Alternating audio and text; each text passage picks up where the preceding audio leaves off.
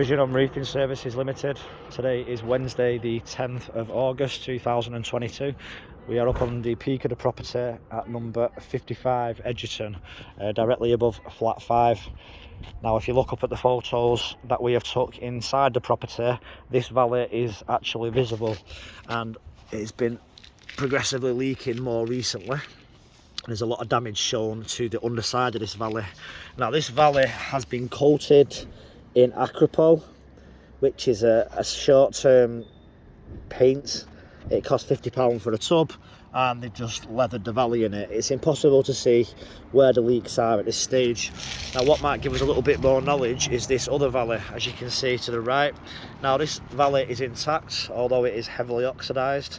Now what you might notice as we move down the entire section, and it's around a 5-metre valley, is there's no splits, there's no joins.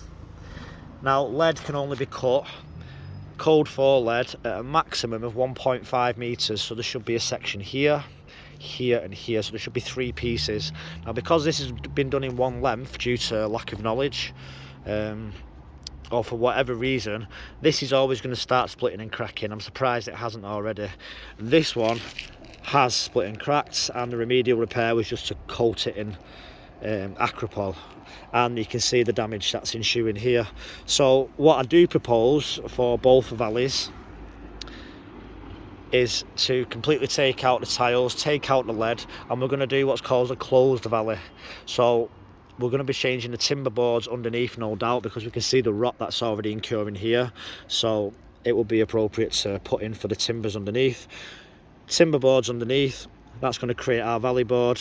We're going to put I call it a shark's fin. It's a fiberglass closed valley. So what it is, your tiles then, we're going to have new tiles on either side, and they're going to be cut right into the centre, and all you'll have is a shark's fin showing. So this is a closed valley, so there's no need for sand and cement underneath, which always deteriorates and falls out. There's no need for lead.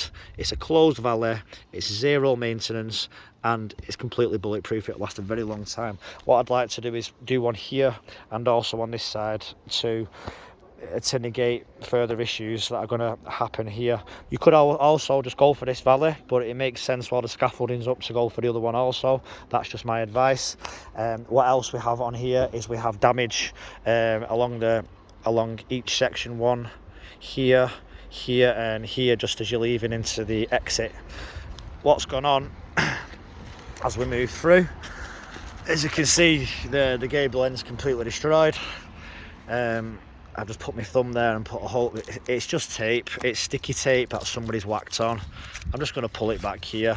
Water's going to be penetrating here consistently and just going into the property, and that's where we can see the damp ensuing and the cracks, and where water has penetrated in these areas, and it's only going to get worse. This obviously is quite dangerous. Big lump of cement there. I'll take this off the roof for safety's sake now. But you can see both ends need renewing from scratch. So we'll be taking, what I do propose is to take off 2 tiles from each course, renew the breathable membrane,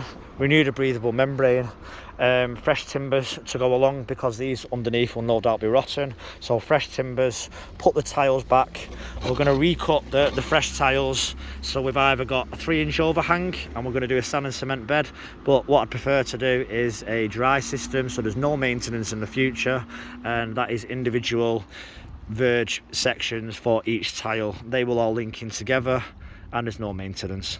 So this section and this section the same. I'm just going to pause the video now and move on to the far side.